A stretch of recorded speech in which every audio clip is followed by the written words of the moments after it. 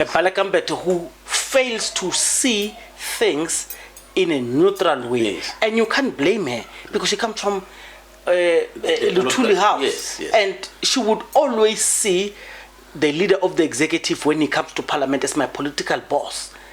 Even though these 3 years of government says we are all independent. Yes. No matter how independent we are, but this person remains my political boss. Because he appointed you, by the way. Exactly. So this political boss will always determine how my bread is buttered. Why it's critical is that the African politics are heavily influenced by European politics on how we do things.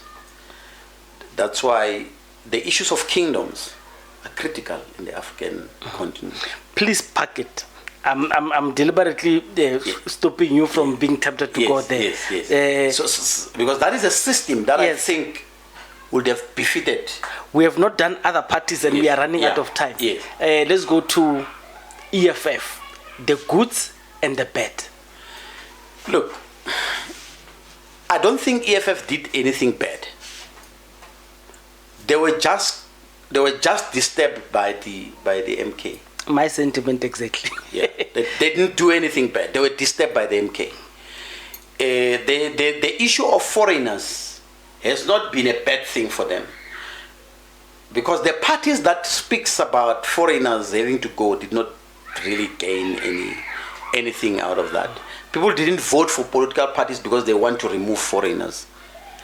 Because you've got to understand that in this country, in most corners of these countries, these foreigners are dating our sisters, some of them. Our grandmothers and our mothers are indebted to these people. So when you say, when you come in, we're going to remove Mohammed, the grandmother is worried because Mohammed used to buy backpack. And when Mohammed goes back to wherever country he comes from, she's not going to have a backpack. So that has not been because people bank into that to say the failure of EFF was that. I think EFF was caught, off guard by MK. But what they have managed to do over a period of time is the issue of gaining votes from the youth bloc or the student bloc. They've managed to do that very well.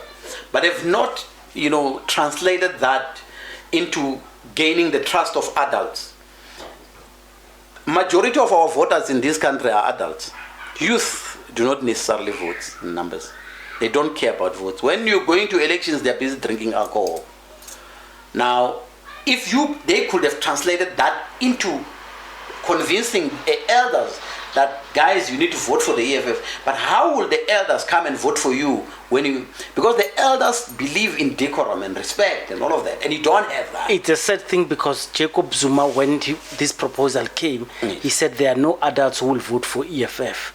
That's what he told that contingent of political players when they were planning how they are going to stitch these 2024 national elections. But I'll take it back. So that's the problem of the EFF. But also EFF has a problem of leadership.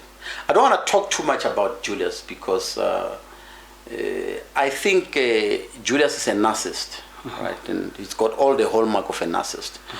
But they've got a problem of leadership.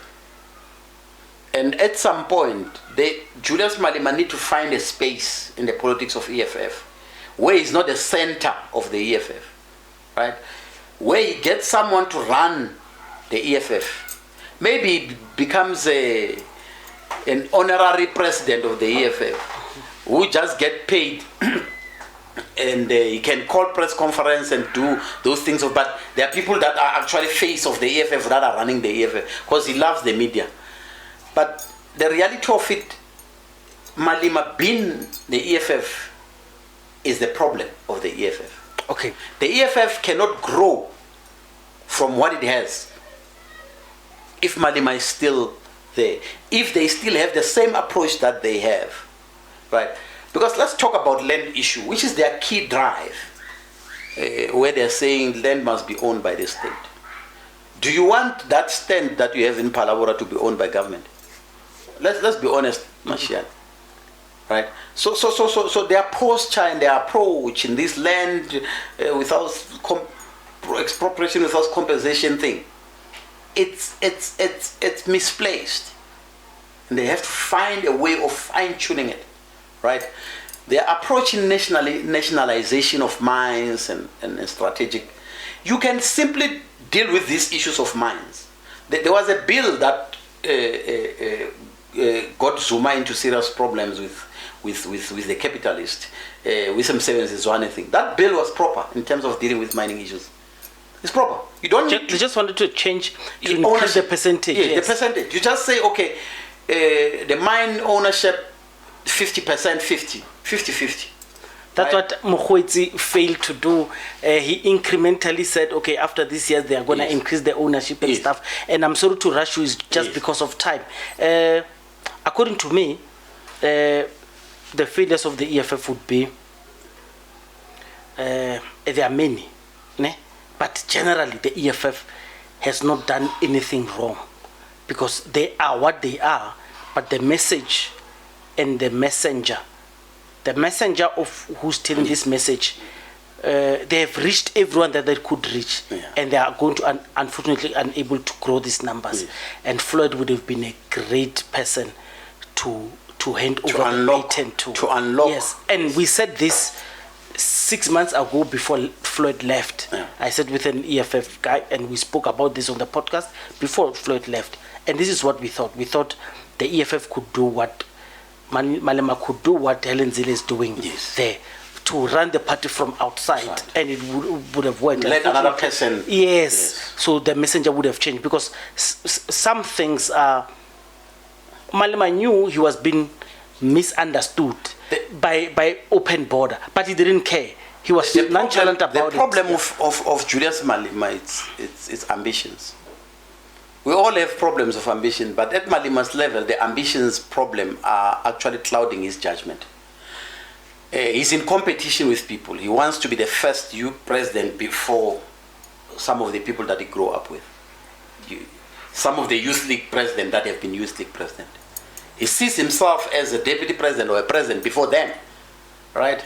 So he will do anything to achieve that. So he is the enemy of himself in all of this.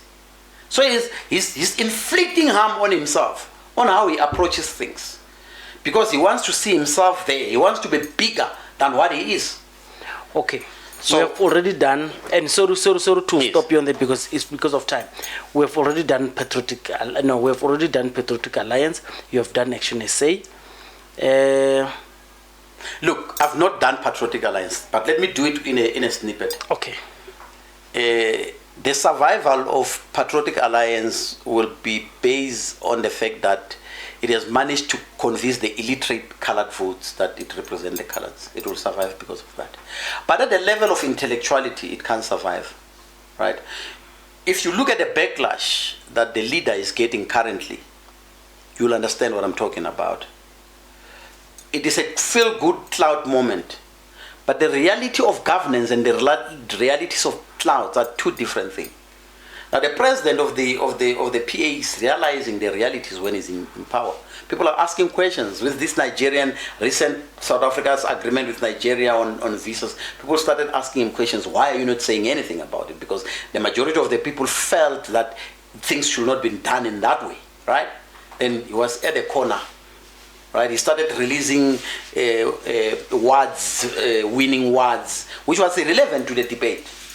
So the survival, yes, because you've got the base of illiterates that votes for you, you'll continue to have a minimal of that. But at the level of matured people who understand politics, who vote politics because you can deliver something, it's not going there. In fact, my prediction for the next election in 2026, you must quote me this, there's going to be a bloodbath in terms of their reduction, in terms of what they have currently in the municipalities. So you think in 2026, Patriotic Alliance will drop numbers? Yes. Okay. Look at what happened in Tabazimbi. They were nowhere to be seen. Ish. No, that was said. If you look at what happened in the provincial and national elections in Limpopo, you compare the numbers to what the numbers were in 2021, you will see a difference. The numbers went down. So it's even here in Gauteng. Check the numbers in Gauteng for the provincial and national elections and the municipal elections. You'll see the difference. By the way, huge difference. a disclaimer is he knows the Patriotic Alliance from the inside. Let's leave it there. Yes. So this is critical, that their survival in 2026, 2027 elections, their approach should be changed in terms of leadership. All right. Retention of leaders, making sure that leaders stay, and also don't put people because they speak too much. You must also put people that have content. Have you listened to any debate from the organization in Parliament that is, that has context? Tell me one thing that you can forget about the comical things that the president of the party says and the banter that he goes against EFF all the time. Tell me any speech that was given either by him or any of his members in the National Assembly that you can quote. I can't quote, but I remember when they were returning the remains of fallen heroes and stuff. He spoke something great about that, but I don't want to go there because I don't have the content there. But look, on their defense, Patriotic Alliance, the Patriots are not politicians, and the Patriots have never pretended they are. They do understand they are swimming with politicians, and these guys are not your born-bred politicians, meaning that they do not go to SACP, all the levels and student politics and stuff. They stumbled upon politics as a career, and they made it work. And according to them, wherever they are, they're actually punching above their weight, and they are very happy with that. And this is where I'm not expecting too much from these guys. Okay. And they are doing very well for the people that they are. Sure. And in terms of policy, they are not even worried. Yeah. They so just do whatever works. You can't have a political organization of feel-good moment and clout, and you don't have strategic policy positions. You don't have things that you want to see this country achieving. Those things are very difficult, by the way. Even so if you have that, if you have an organization like that, its lifespan is short. Even full-bred politicians struggle with that. That man was taken. Look at the former PAC member. What's that? Antipet. Mm-hmm. She survived for some times on colored votes, but things started turning. Right. So those are the politics. But moving forward, I think those are the political parties that Action SA, we've touched on that. IFP, it's miracle that, because I thought after the death of Buthelezi, that party was going to, but they've somehow, managed to. That's the beauty of nationalism. Yeah. Of yes. Yes, that's the beauty of nationalism. Zulu, because you don't need policy. Yes. You just need to say, I will take care of my people. My people. My people. This is what. Someone would. I was debating with someone off camera, and we were speaking about how the importance of parties like Shimokorari Shaka and stuff, and the ANC and stuff. We say no. Actually, these parties do not have a problem as long as they say, because voting is about a voting block. Yes. You go to people. I may not be colored, but I go to colored people and say, guys, what is your national problem? They say our problem is our kids are in drugs. Yes. I say, okay. Gangsterism as well. Exactly. Yes. I say, if you vote me, you in your communities, this is the thing that you are going to give me. You are going to give me proper councillor candidates. When they come in, the policy of my organization is this, and then I go and campaign on the ticket of that specific voting block. Yes. So the IFP, all it does, it just take care of the wishes of Umtwana. Of the narrow Zulu nationalism. Yes, and Umtwana wanted to take care of the Zulus. The Zulus. So that's why I'm saying. Yeah. So they've managed to survive, because I thought, it was the end of them. But like you're saying, ethnicity. It's a big coupled point. with politics becomes a big point. Yes. It's what drives the politics of Kenya, right? The politics of Kenya is driven by the majority of Kukuyus who drives the agenda in that country. So it does live at some point. What drives the politics of Zimbabwe? The Shonas drives the agenda of politics in Zimbabwe because they are majority, right? It's what drives the politics in Mozambique, right? Because the majority there are in Frelimo. So they sort of drives the agenda. one way or other. But the reality is that we must look into in our politics, especially when we talk about politics of nationalism. Nationalism must never be narrow, right? So I must not feel because I'm a Zulu I'm more superior than a Pedi person. Then it becomes dangerous. But if it is meant to unite us, right, which is to keep our language, our culture protected, there is nothing wrong with that. There's nothing wrong with that. But once it starts to look at other people differently, then it becomes disastrous. And in South Africa, I can tell you, we are not ready for those politics. Can I do this in closing? And I'm deliberately leaving out Tabazimbi. Yes. I'm going to give randomly political players. You score that 24 out of 10. Okay. Can I start? Yeah, you can. Kenukunene? In 2024? 2024. Just rate him. 4. 4 out of 10. Out of 10, yes. Floyd Shivambu? I'll say 6 out of 10. Julius Malema? 5 out of 10. You have a right to explain why. Cyril Ramaphosa? I'll give him a 6. Fikile Mbalula? I'll give him a 5. It's a tough one. Yeah. Mbuyiseni Ndlozi? I'll give Ndlozi a 7. What has he done? Look, specifically with his posture, and you can understand that his diplomacy. Yes, and his approach towards the insult directed at him with this current juncture where Floyd decided to then move into the MK, and what Julius has done in recent time towards him. Many people would have reacted and sort of responded and all of that, True. but he has kept cool through all of this. He has been insulted. His wife been included into it and all of that. And you don't get so many people that are in politics that behaves in a manner in which he does. Could it also be that he put himself in this little corner because during campaigning, these parties agreed that we are not going to do slander against each other. We are going to campaign independently and vote it independently and then come back. But he decided to go against go against yes. Zuma and really said things about. And as well, he angered people off in the Val when he went to IFP's funeral and started lauding Mangosuthu, saying he was a hero, and people were trying to discampaign you with blah blah blah. Those two things could have been the reason why the reason why he's been threatened in the manner in which he is threatened is that Malema is like a Baal. You know, in the Bible there's a Baal. It's like a mini god, Idi Amin of some sort, who want to be prayed, and who believes that if you are a member of the EFF, you must come and gossip to him. Okay. And that Ndlozi, when he was told by Floyd that Floyd said, no, I'm moving to MK, Ndlozi didn't go to Malema and tell Malema. Malema felt betrayed because of that. That is the whole thing there.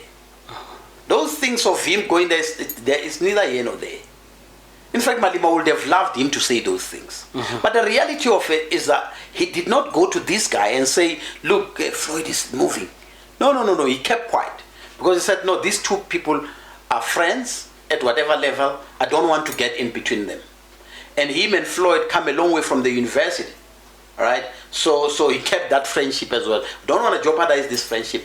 Let me just stay far away from these things. And Malema felt it's a betrayal because he didn't say anything. And he's been dealt with because of that. And you don't expect someone with a PhD to be a gossiper, to go around gossiping on your behalf. He expected the impossible from this gentleman. That's why I'm saying I'm giving this gentleman 7, because he has managed really to kept it to himself in spite of all the things that have been said about him and all of that. Malema takes things out of context. I mean, Floyd says that friendship was bordered on gangsterism. Then he goes and says, no, Floyd said, I'm a gangster. No, he said that friendship was bordered on gangster. Because if I'm your friend and I can't call you out, right? And you can't call me out. It's pure gangsterism. No, you understand? Yeah. So he was referring to the two of them, their behavior, because of that friendship, was bordered on gangsterism. Not to say that man was a gangster. It's just, it's one of those things. But I'm saying, this man, I'm giving him 7. He for me, is in the 2024, in terms of the 2024, is amongst the people that, for me, I hold him very high. Why did you give Jacob Zuma? You didn't ask me about him. Okay, Jacob Zuma. No, I'll give him 8. Okay. Helen Zille? I'll also give her 8. She has managed to take over government through backdoor. That's precisely my point. Yes. Okay, Johnston Hazel? Johnston Hazel, man, that is a clown. Same 5 with the rest of the clowns. I mean, he's a clown. There is no contribution. I mean, he's just been pulled by the, by Zille. Zille pulls him wherever he wants to go. There is nothing substantial that you get from John. Let's be honest. That is just the skin there because it's white. There is no content there. It's just a shallow airhead, a simpleton of note. Songezo Zivi? I don't know. I've listened to him speak on issues of Scopa, and I'm not convinced. Right. The whole 2024, not after he went into Parliament. The whole 2024. I think he has achieved. He ran a beautiful campaign. Yes, I will give him an 8 in terms of the campaign. I'll give him an 8. I think 8. You are giving him like Zuma and Zille. Yes. No.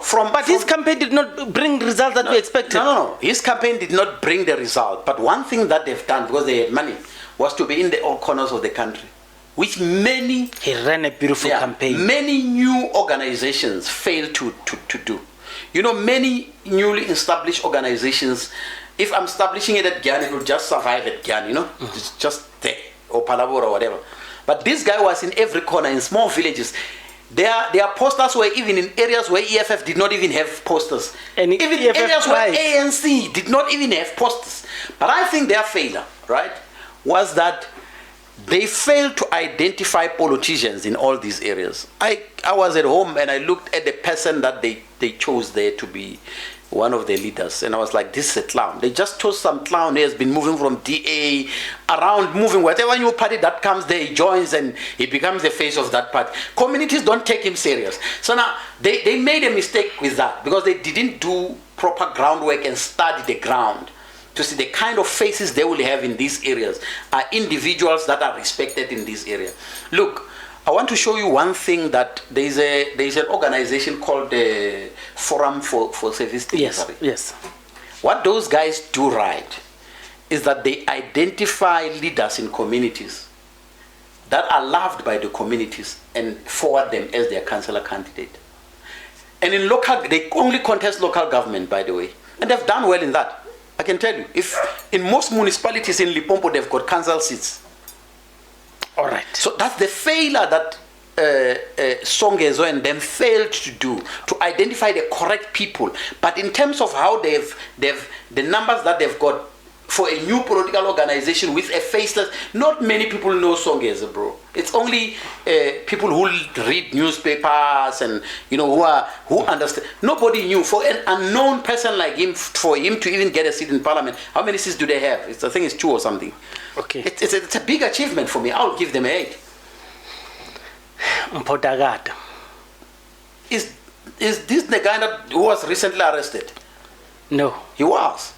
Mpotagata. Yeah, the one for South Africa something. What is the name of the party? Mzansi. Mzansi, South Africa. Rice Mzansi. No, Rice Mzansi is Yes, Rice South Africa. Rice South Africa. Yeah, that is the man that was recently arrested 2 or 3 weeks ago in Limpopo for Bitcoin things. Is that not the man? Check Bitcoin thing. Let me quickly check. No. It's him. He was the leader of that. I wasn't aware Mpotagata was arrested. I know those allegations that rose up during the elections. People started saying he charged people's money with blah blah blah. He was included in the Tobela FM guy. Remember, there was a Tobela FM guy. They said he worked with him, and he's also going to be. Yeah, a 8-year-old Mpotagata and Ramokhale. Yeah, Ramokhale should be the Rabokale appear in Polokwane Specialized Magistrate Court. You see, there is the story. Was arrested. Yes. Let me arrest. Because I want to see who was he arrested with. Ne?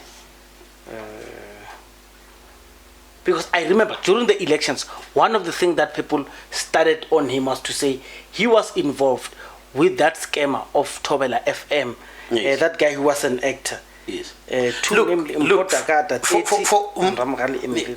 Yeah. Yeah. So look, Mpo Dagada, I've listened to him. I think he makes perfect sense in terms of his approach for politics and what he wanted to do. But the reality of it is nobody in politics. Right? There's nobody in politics. You've got to, one, have resources, but also you have to have people that have been in politics.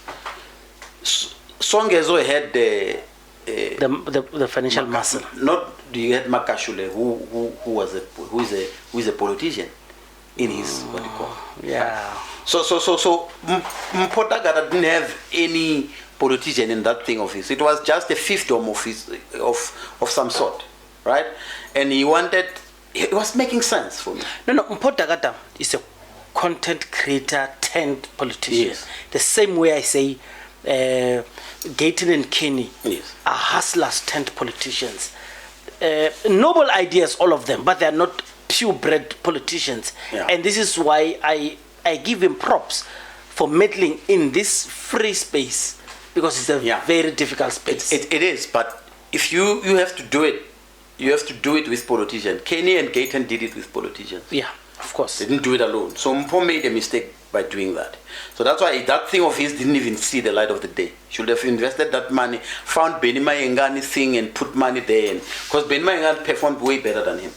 But it's the nature of politics, yes. Okay. Yes. I was surprised. There were independent candidates that were hoping they will make it at least to parliament or at least somewhere. All of them fizzled out. Annele. Yeah. And this other gentleman. And what is there was popular on Facebook. I forgot. Yeah. So those guys, Zaki Ahmad. Yes. And when our very own, I mean, he came to the interview.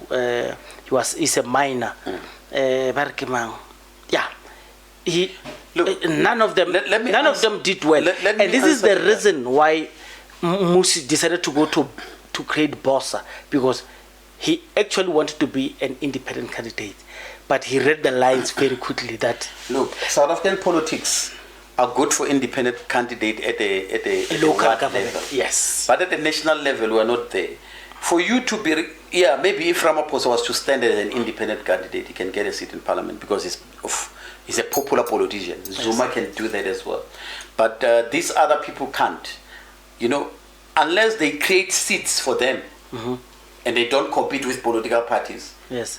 Maybe they create a certain threshold, then that's when they can survive. We are not at that level.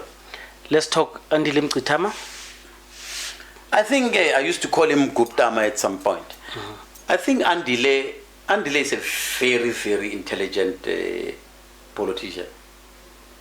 And I think now he has realized his strength, that he's not a populist, he's a strategist. Sometimes it's good to really understand your strength in politics. So I'm looking at myself, I'm not a politician that can, if I stand and I talk to people, I'll convince people to vote for me. True. But if I'm in an organization, I can have populists at the back, and then I feed populists with information, research for them, and all of give them pointers and all of that. True story. Andile is good with that. He understands issues of land very well. So I'm happy that he managed to see that Stokvel of his of Black First thing was not going to go anywhere, and for him to be calling himself a president was not going to. It's good there as a member of parliament, as member of MK High Command, having meetings, contributing and assisting the leaders to see things that they will necessarily not see if he was not there, and assist them. So for me, I think the posture that he has taken in politics now impresses me, knowing Andile. He wanted to behave like Malema at some point, and I think now he's back to his senses. You can't be an A-head like Malimba with a master's degree from Vets University. Duduzane Zuma? Duduzane is the guy. Yes, Duduzane the guy. Yes. What about him? Is he a politician? Yeah, he's a politician. He opened a political party. He could not get the threshold. Now he's donning MK colors. He's not a member yet. We have not getting any confirmation. He was at MK University. No, I think Duduzane is just doing it for clout. I don't want to talk about him. I don't think that guy. Duduzile, his twin sister. I think Duduzile could do well in politics if she allows herself to be led, to start to learn, okay, and not putting herself everywhere. She needs to study and stop being clownish on issues. She has potential. Sihle Lonzi, I don't know. For a person who spends 10 years at university doing 3-year degree, I don't know what should I say about people like that. But he must reduce insults, and he must reduce being used. Julius Malema, in his final address when he was closing Congress today, he spoke about he does not like people who spend a lot of years in university. They get older than the rector there. And at some point he made reference, without calling a name, to the first student command president, that was Mpho Morolane, yes, in UNISA. Yes. He said by the time we wanted him, we gave him that seat. He was even older than the rector there at the college. So do you think Lozi got offended there? He could. Because Julius Malema shoots from the hip. Yes. He can hurt you. Yeah. So that boy is still young. He thinks that by insulting people is impressing Julius Malema. And that will be the politics that he will be doing. Dalimpofu, and I'm deliberately cutting you. Dalimpofu is not a politician. So I think Dalimpofu just want to be next to politicians. Okay. I've not seen anything that Mpofu has done politically to say he's a politician. And so about that, give me his rating out of 10. 5, man. Sihle? Lozi? Yeah. 5. Or 4. Let's see. The thing is a clown. Sinawo Tambo. Sinawo Tambo is trying to be a tribal bigot, a Xhosa tribal bigot, who uses Xhosa preconceived superiority complex to deal with issues. Percentage? 4. 4. Over 10. He's terrible. Vuyani Pambo? Vuyani has a potential, right? Vuyani has a potential, but he's gunning to become the next ice boy, just like Tambo. So I'll give him 5. Umphile Mautwe? I don't really like talking much about people that are put into a position because of their agenda, right? I don't see anything strong from that perspective, because I'm a believer of people getting into position through merit. You can't create a space to say you want 3 women and 3 men. We all must compete. We're saying we are living in an equal society. Spaces, people that get into spaces because spaces are created for them, I really don't. My view on that is very strong. I'm strong. I've got a strong view on that. We live in a society where we say men and women, we are equal. Let's contest for position equally. Dr. Judge John Klope? He's not a politician. In fact, the biggest mistake that MK has made is to make that man a deputy president of that organization. That man is good as a lawyer. He can articulate legal issues properly, but him as a politician is a disaster. Okay, Vuyan Pambo, what did you give him? 5. Umphile? I don't want to talk about those kind of things. John Klope? John Klope is terrible. I'm giving 3. It's terrible. Whew. Terrible. That man is not a politician. He should not even be anywhere near politics.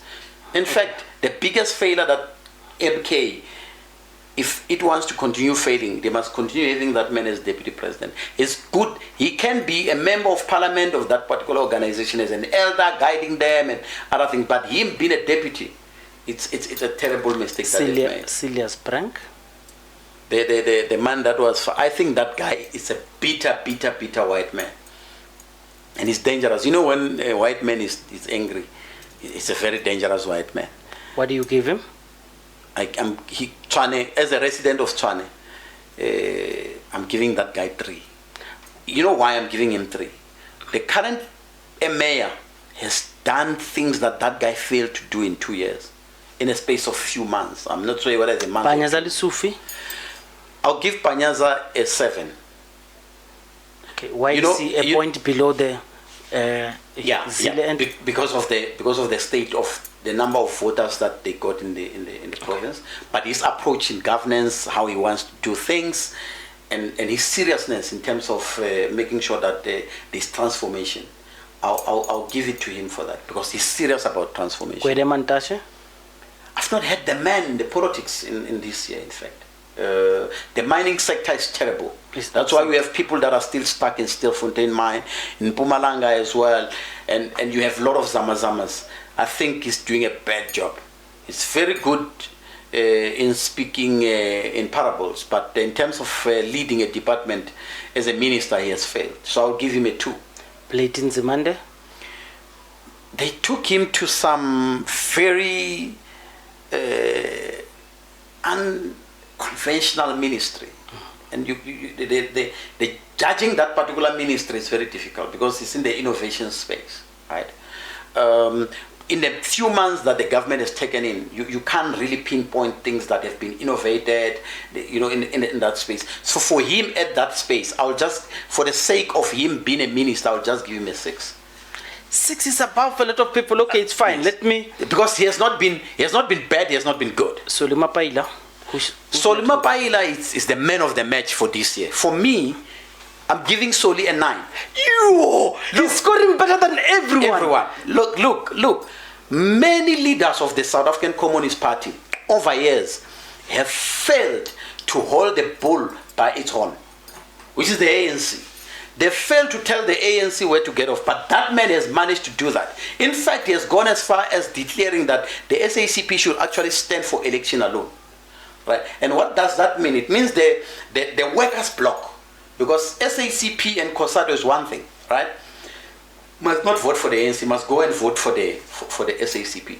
Not many people were able to, and he has raised serious issues to say, ANC, when it comes to these genuine things, you didn't come and consult with us. And even went further to say that, why didn't you go and discuss with the EFF or MK? We understand these people irritate you, but we are almost the same in terms of policies and all of that.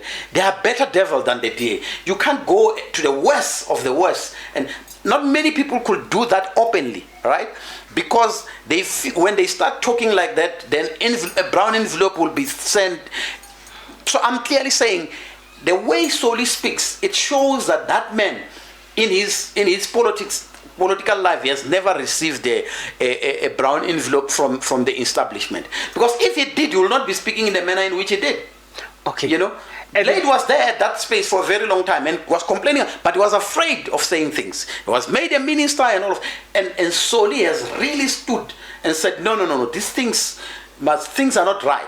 And if you have a communist party, and this is my wish, I wish the Communist Party could align itself with the MK. That bloc, the Communist Party, the EFF, align itself with the MK, and we have one black unity organization towards uniting black people. Because the ANC has really failed to do that. Their posture and everything that they do, it's really not advancing anything towards black people, anything towards development. Stick to the man. You answered the question that I actually wanted to ask you, that is driving SACP away from electioneering with ANC, and I feel it's going to die unless it joins hands with EFF or MK or both of them. You've actually answered me. Sputla Ramokgopa, what's the rating? Sputla Ramokgopa 9.5. The men were Motlhagase. Yeah, 9.5. You know why? They took a white illiterate and they made that guy a CEO. That guy was a failure at NEMPEC. Yeah. He was a failure at SOSO, right? Those are previous. He was actually the minister of ESCOM. Yes. Yeah. So he came up with, you see, and this is the debate we must have in this country. We are not ready for green energy or clean energy, whatever they call it. I don't know what they call those things. Yes. We are not ready for that. Even developed countries are not ready for that. Germany is buying coal. They're not talking. In the United States of America, they had the very same problem that we're having. Until Trump said, no, let's stop with this nonsense of clean energy and start going back to the orange nuclear energy and coal.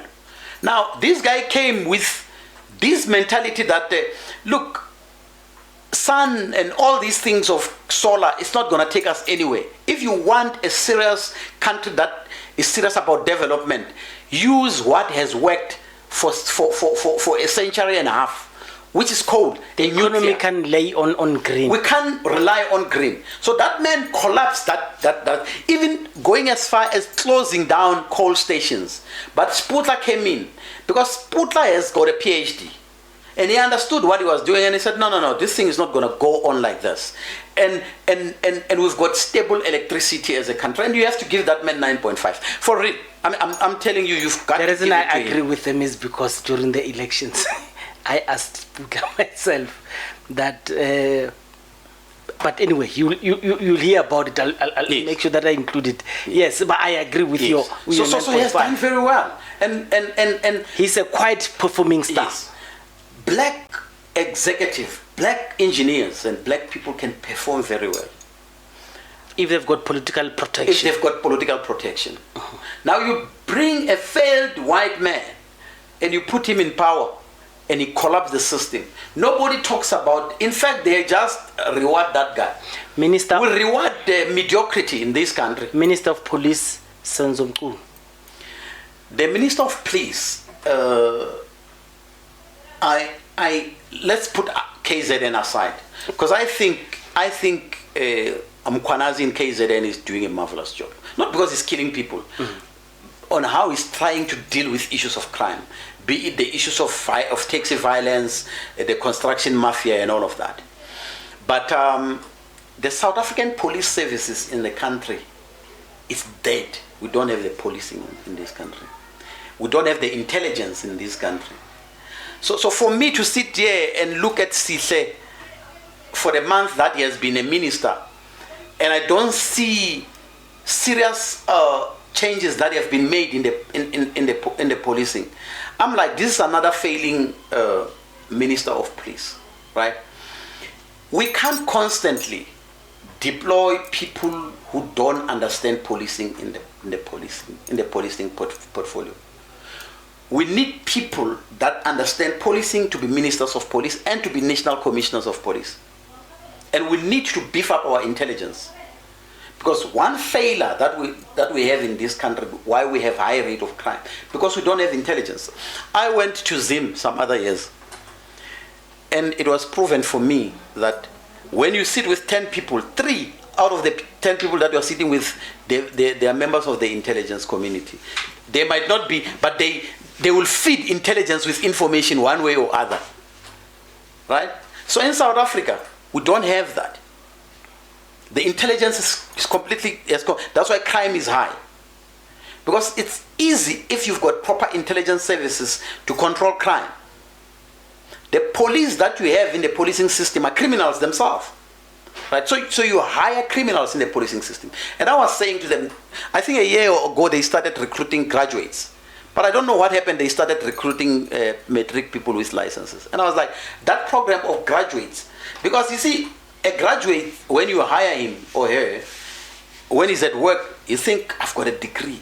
I commit fraud or corruption.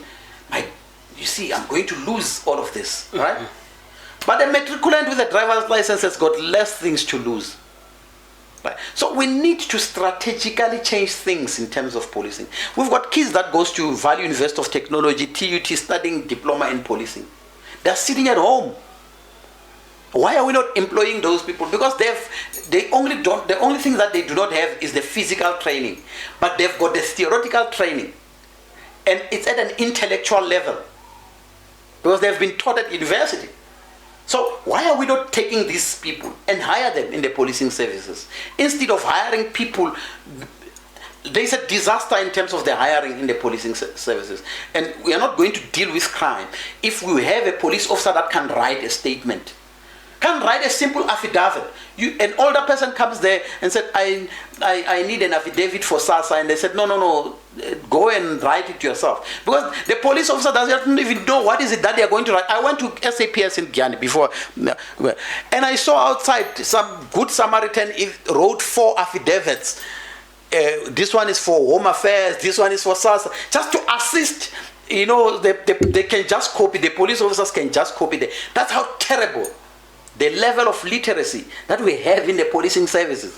So, do you think an illiterate can deal with a sophisticated something like a crime? Like crime. We're not during apartheid. In apartheid era, it was fear-mongering. The policing there, it was scope and donor. They will beat you up and they will threaten you. Now we are living in a different era, right? We need people no longer that are police force, it's a police service. We need people that are sophisticated to deal with crime. We need intelligence in crime. We need all of those aspects are needed in crime. Last one to close. Yes. Khwarube, Minister of Basic Education. Yeah, Minister of Education. Basic Education. For me, I think okay. You want me to rate her, or you want me to give a view on it? Rate. Okay, let me rate her at 6 for now. 6. You know why I'm saying that? Because we have not seen the matric results. Oh. Right? We wait until the matric results so that we can weigh in and understand their contribution as to, because that is key. We measure it. Started in June. Yes, but still, we'll measure her on that. We'll measure her and the previous minister in the portfolio. She actually started in July. Yes, like we'll measure June. both of them. But if she was serious about changes, she could have initially made a lot of changes there. But I think you can hear from Satu that they're uncomfortable. It means she's making a way into the department, and we need serious changes in the Department of Education. Because one thing, like I said previously, we've got an educational genocide in this country, and it is done deliberately. They want a voting bloc of idiots to vote them into power continuously. Because once you've got because you need to understand, kids that went to multiracial schools, they're going to beat these private schools. The majority of them don't vote for ANC. Ask yourself why. So, because they're at a level of judging politics and voting, they read what they take. Usually like that wise girl from KZN that wore different political regalia and people were making fun of her. She's wise. Because what she did is she went and listened to Action SA. She went and listened to IFP. She went and listened to the ANC. She went and listened to the MK, to the EFF, so that she can make up her mind as to who she's going to vote. So that is the kind of society that the current crop of governors do not need. They need someone who will be loyal to the ANC. They don't need someone who will say, wait, let me listen to you guys. Put your story here. I want to choose. Say, what is it that you're going to do for me? What is it that you're going to do? Well, then after that, after I've listened, I said, okay, this one says he can do better. Then I can choose this one. They don't want that. So that space of education, they're creating necessarily, it's necessary educational genocide being created by them to continue making sure that the black child is robbed of his ability to think and his ability to make proper choices, or his own choices that if he was educated, he could be able to say, no, these are the choices that I want to make, not the choices that is made because I'm indoctrinated. I want to let you go, but I want you to give us things that you think are going to happen in 2025. Anything on top of your head? Okay, look. I'm ambushing you. 2025, we're going to see a bloodbath in the EFF. Watch the space in terms of members. It's going to happen. MK is going to gain a lot of members from the EFF. It's also going to gain a lot of members from the ANC as well. We are going to see the end of GNU as it is now. The GNU might continue, but the current setup of GNU in 2025 will collapse. The document will collapse, or the ministries will. The organizations, some organization will leave that thing. They will leave, meaning, or they will relinquish their positions. Yes. Okay. Yes. Mashiane, Politically Incorrect has been a long one. I hope you enjoyed it. Please tell us what you feel about it as we leave it. Thank you. Hope you had a beautiful 2024 and you start in 2025 well. Good luck. Politically, a tada.